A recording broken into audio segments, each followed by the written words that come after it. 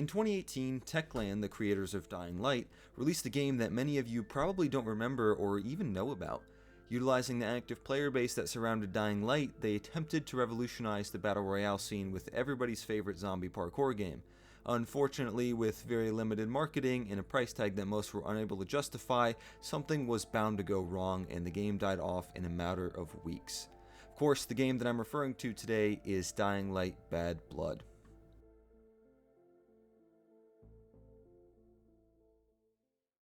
The original Dying Light really needs no introduction. The game created an atmosphere that was impossible to replicate and that even the sequel failed to replicate. Desolate, dreadful, and unique, Dying Light has one of the biggest communities for zombie games in the modern day. In 2015, Dying Light became a surprise hit. It had a perfect mix of parkour, zombies, and horror elements that made it very unique in an otherwise saturated market. The movement was fluid, the combat was brutal, and Techland had some good momentum. With the protagonist of the original game, Kyle Crane, returning in the new entry to the series, Dying Light the Beast, I wanted to take a look at a game that I personally purchased and played when it was first released that nobody really talks about anymore. Dying Light Bad Blood was a battle royale style game that tried to incorporate the legendary aspects from Dying Light into a PvP and a PvE environment. Players would fight each other, collect samples, and of course fight zombies, while trying to be the last one standing. The concept was pretty interesting, but quite simple. You dropped in, collected the weapons you need just like any other battle royale, you destroyed hives to get samples, and then you were ready to extract. But with titans of this genre already existing like Fortnite, PlayerUnknown Battlegrounds, and even H1Z1 at the time, there wasn't a whole lot of room for a new contender.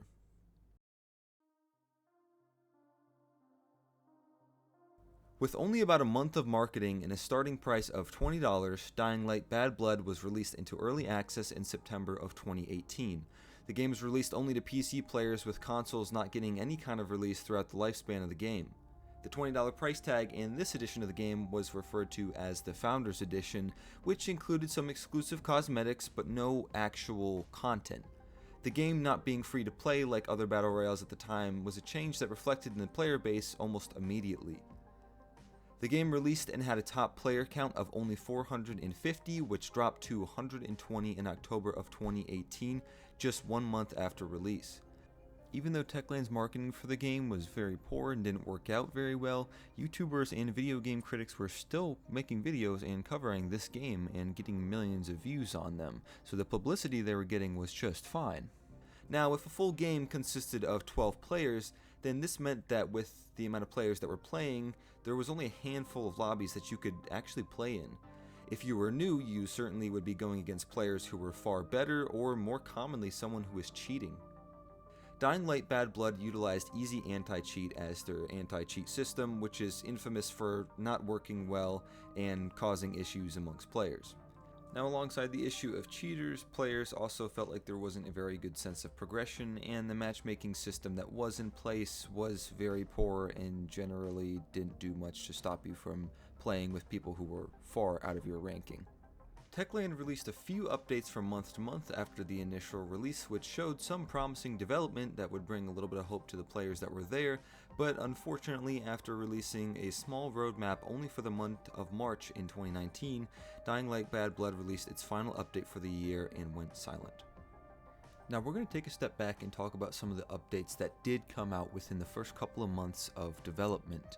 They did some things really well, and they promised matchmaking improvements, balance changes, a new map, enemies, an environment, pretty much everything you would want to see and ask for out of a game like this. The game was officially released on the 13th of September 2018. The first update came on the 19th of September, but overall consisted of bug fixes. And then on the 28th of September, the Bad Blood team gave us some insight on what was next to come. Some new playable characters, enemies, a team mode, and even a new map. On the 2nd of October, they added a new agent, some new language support, as well as some more bug fixes. And then on the 4th of October, we got more balance changes, matchmaking improvements, and a new hive type. Unfortunately, all of the updates that came after these ones were relatively insignificant. They did more bug fixes, added some new skins and general quality of life changes, and then they had an event for Halloween and for Christmas. These minor updates continued until March of 2019, where development ceased entirely. It is assumed that during this period they were putting all of their focus on a Dying Light 2, even with the multiple delays that did end up happening. The final update that came for Dying Light Bad Blood was in January of 2020, where they made the game entirely free to play, hoping to bring back some of that player base that they may have missed out on the first 5 or 6 months of development. The game succeeded at doing so, but only for about a month. The game hit its all-time peak at 1,300 players in January of 2020, and then sharply declined in the months that followed. Of course, it's worth mentioning that back in 2018, before the game was released during the E3 Expo, Dying Light 2 was announced, and clearly had all of Techland's attention as it was going to be their biggest project yet. The release of Dying Light Bad Blood felt empty, like it was trying to bring in money from a genre that they didn't really care about.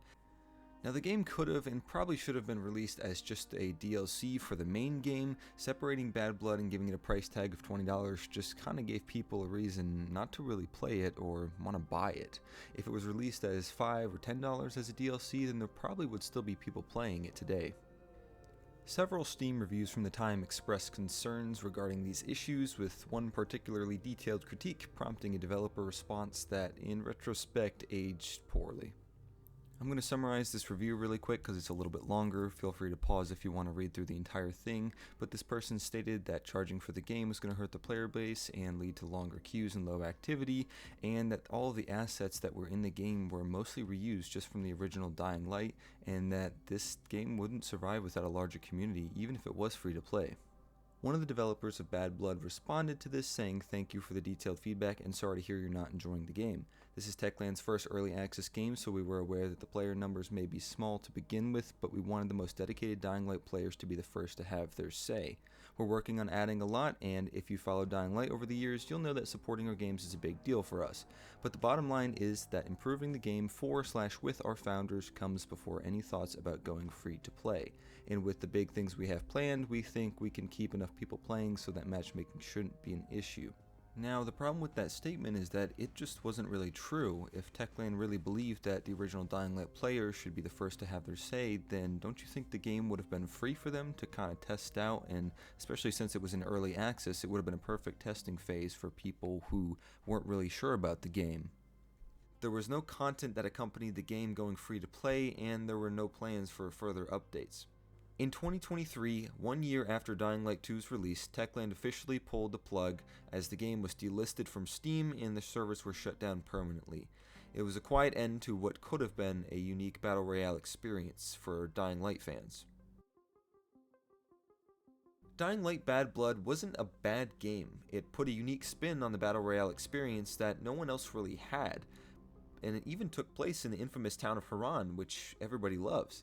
Unfortunately, the game just couldn't keep up with the others that were rapidly evolving and bringing in hundreds of thousands of players. It was an experimental game that just didn't quite work out for them. Despite all its challenges and issues, I actually enjoyed Dying Light Bad Blood. It was good to get a break from the typical shooters like Fortnite and Apex when that came out and play something that was at least a little bit different and that is related to Dying Light. I'm a big fan of the series, and it was nice to be able to have something like that that was kind of unique. 4 years later, they ended up coming out with Dying Light 2, which was met with mixed reviews, and personally I have some mixed feelings on it myself, but after a recent playthrough, it is still a game that I did enjoy, and I very much look forward to playing Dying Light the Beast, as I think and hope it will be much better than I found the second one to be. What do you think? Was there a move Techland could have made to keep this game going? Did you actually get a chance to play the game when it was still up and running? I would love to hear about it in the comments, and if you enjoyed this video, please do consider liking and subscribing. It means the world to me. Thank you for watching, and I hope to see you next time. Good night, and good luck.